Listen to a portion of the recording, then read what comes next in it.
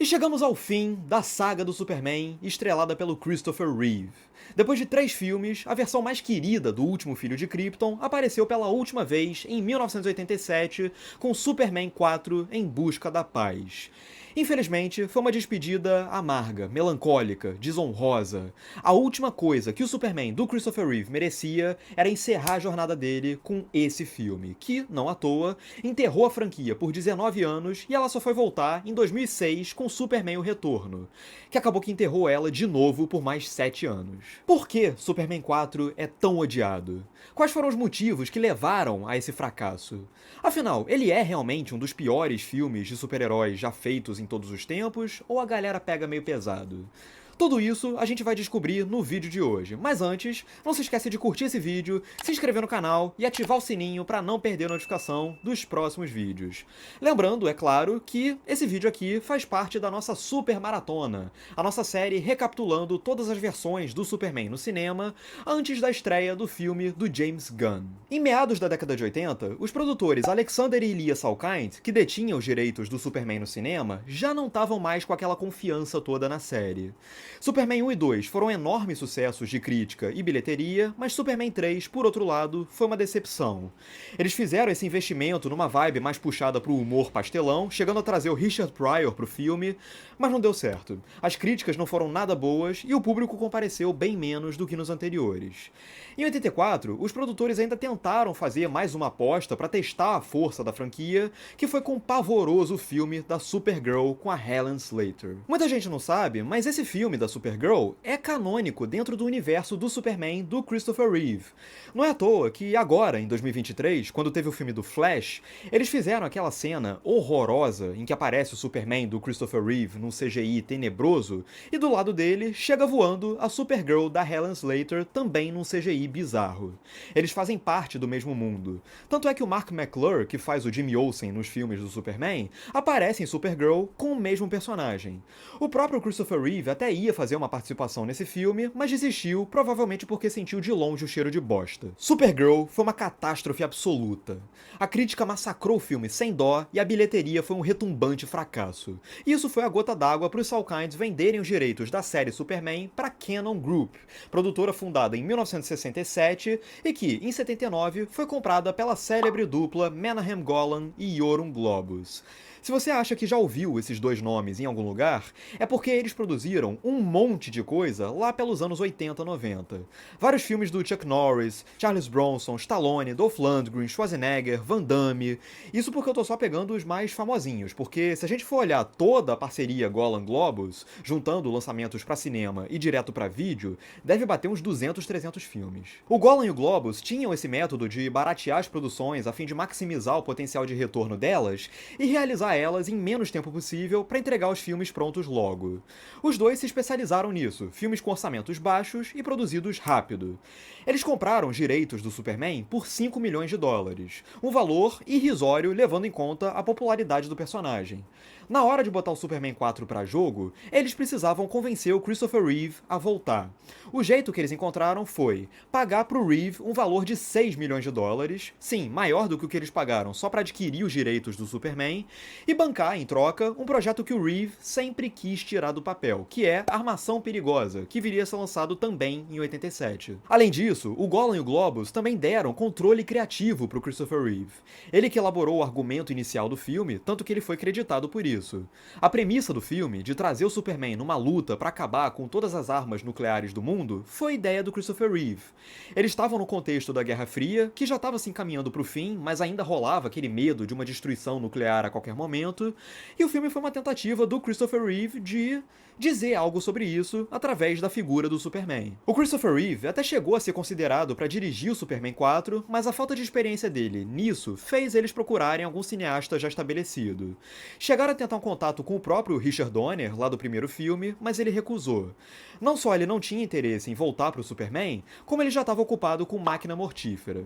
Enquanto isso, a Cannon queria o Wes Craven para o projeto, mas as ideias dele não bateram muito com as do Christopher Reeve. O Reeve, por sua vez, sugeriu fortemente o nome do Ron Howard, mas não rolou. E de tentativa em tentativa, acabou que a tarefa de dirigir o Superman 4 ficou para o Sidney J. Furie, diretor de Ipcris, Arquivo Confidencial, Real e O Enigma do Mal. Eles conseguiram trazer de volta Margot Kidder como Lois Lane e o Gene Hackman como Lex Luthor. O roteiro foi escrito pelo Lawrence Konner e pelo Mark Rosenthal e as coisas iam se encaminhando. Eis que Superman 4 sofreu um baque que foi fatal. Inicialmente, a produção dispunha de um orçamento bem razoável de 36 milhões de dólares. Durante a produção, a Canon simplesmente chegou e cortou o orçamento para 17 milhões, menos da metade. E as consequências desse corte respingaram pela tela do início ao fim. Não deu outra. Superman 4 chegou aos cinemas em 1987 e foi um fracasso de bilheteria colossal. A crítica também não perdoou e arregaçou com o filme sem nenhuma piedade. Me dá até um pouco de pena do Christopher Reeve, porque a sensação que dá é de que a relação dele com esse filme foi uma história de desilusão constante. Ele começou acreditando no potencial do projeto, mas a realidade foi explodindo na cara dele aos poucos. O resultado foi um filme que, volta e meia, é considerado um dos piores filmes de super-heróis de todos os tempos, seja Marvel, seja DC. Pois bem, fazia muito tempo que eu não revia Superman 4, mais de 10 anos pelo menos. Na minha lembrança, Superman 4 era de fato um filme apocalíptico, inaceitável, desastroso. Revendo agora, com mais de 10 anos de vida e de filme de super-herói ruim nas costas, eu devo confessar que as coisas mudaram, mas também não muito. Explico. Sim, Superman 4 é ruim. É bem ruim. Mas revendo agora, sinceramente, eu não acho ele tão pior do que o 3 assim não. Inclusive, eu arrisco dizer que se não fosse a baixíssima qualidade dos aspectos técnicos que, de fato, arruinam o filme, Superman 4 provavelmente seria lembrado como só mais um filme de super-herói medíocre e esquecível, e não como um dos piores que já existiram. De fato, tecnicamente, Superman 4 é inacreditável de mal acabado. Você já percebe o território estranho em que você tá entrando logo na sequência de créditos iniciais, que já ditam a tônica do que vem por aí. Parece um jogo de Atari. É uma imagem de um planeta que fica alterando em looping à medida que a textura renderizada acaba, aí os créditos vêm correndo pra trás daquele planeta num efeitinho que parece feito no Paint. E a trilha sonora que o John Williams compôs e deu pro Alexander Courage reger tá meio esquisita dessa vez. Parece meio desafinada, como se não tivesse os mesmos recursos e a mesma escala de orquestração das outras vezes.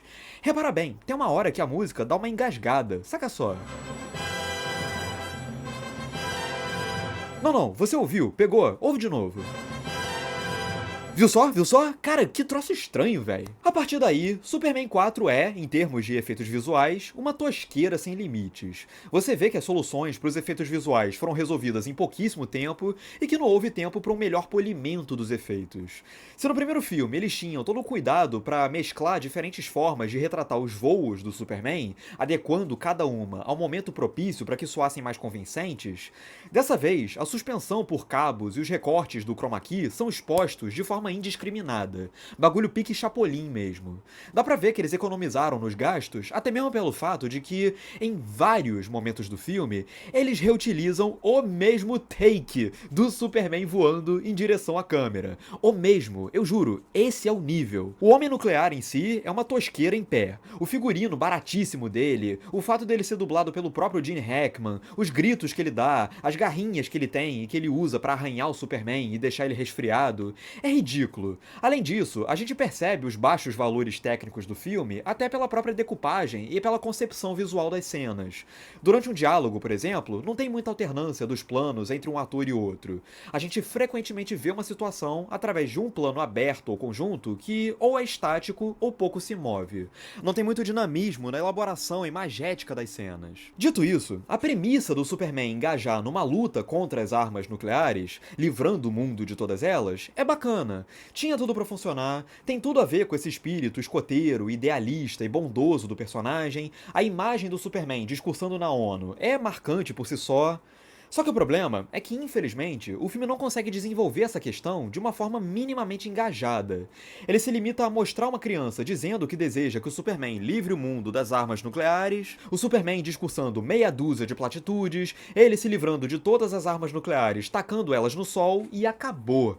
Todo o comentário que o filme tenta criar é desenvolvido de forma superficial. A noção política do filme é a de uma criança de 7 anos. Por outro lado, eu até reconheço que há um charme especial nisso, porque porque espelha um certo senso de inocência por parte do filme que tem tudo a ver com a lógica fantasiosa daquele mundo.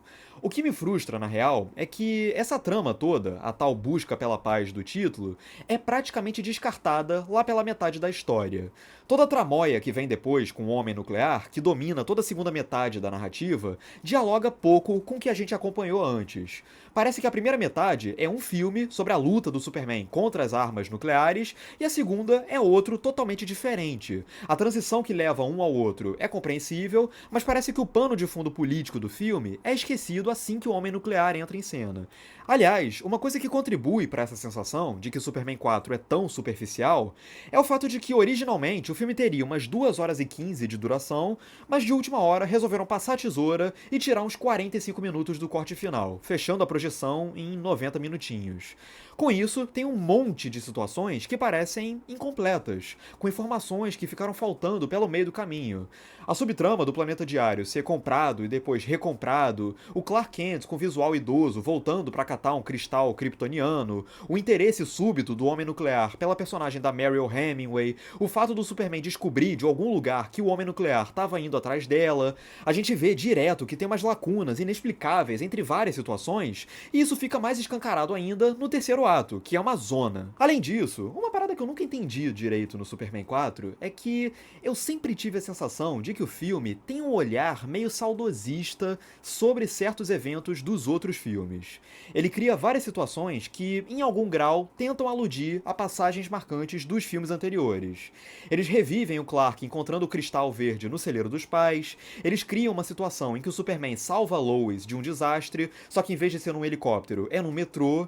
Inclusive, se no primeiro filme o Superman dizia pra Lois que, estatisticamente, voar ainda era o jeito mais seguro de se viajar, aqui ele fala pros passageiros que, estatisticamente, andar de trem ainda é o jeito mais seguro de andar por aí.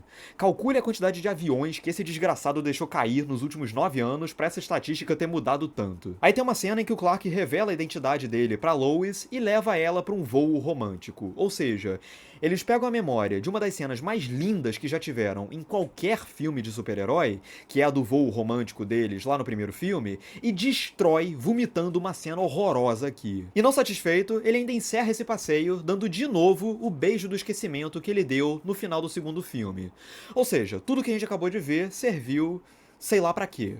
E no final tem a luta dele lá com o Homem Nuclear, que, em alguns aspectos, faz a gente lembrar com saudade do confronto com os 3 vilões do segundo filme. Inclusive também tirando do fiofó uns superpoderes mágicos bizarros. Eu até poderia reclamar também daquele final em que o Homem Nuclear pega a mulher e leva pro espaço e a mulher consegue respirar no espaço, mas a gente tá num universo em que girar a Terra ao contrário faz voltar o tempo. Então, tudo bem. Por que Superman 4 recria tantos momentos? Às vezes parece ser por nostalgia, mas os outros filmes não tinham tanto tempo assim. Não há uma sensação de saudade, de emotividade implícita nessas recriações.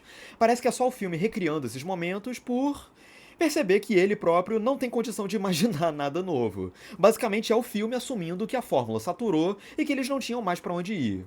Por fim, eu admiro que o Christopher Reeve e a Margot Kidder, pelo menos, continuam vivendo o casal principal com absoluta dignidade, mesmo nos momentos mais ingratos possíveis e com o filme forçando a barra, por exemplo, ao criar uma situação ridícula em que o Clark Kent e o Superman têm que ficar se revezando num date duplo com a Lois Lane e uma outra personagem que, meu Deus, impossível elas não perceberem que tem algo ali. E pra finalizar, o filme tem o John Cryer fazendo o sobrinho do Lex Luthor, mas a gente pode só ignorar essa informação. Enfim, Superman 4 é ruim, disso não há dúvida, mas sei lá, a experiência de rever ele não me incomodou não. Talvez pelo fato do filme ser tão curto e tão picotado, ele acaba não durando tempo suficiente pra fazer a gente sofrer de verdade. De todo modo, é triste ver que a saga do Superman mais icônico que já existiu terminou com um filme tão aquém do que ele merecia. É isso, agora eu quero saber de você, o que você acha de Superman 4, diz aqui embaixo nos comentários, curte o vídeo se você gostou, compartilha para seus amigos, se inscreve no canal, ativa o sininho para não perder a notificação dos próximos vídeos, incluindo os próximos capítulos da Super Maratona, beleza?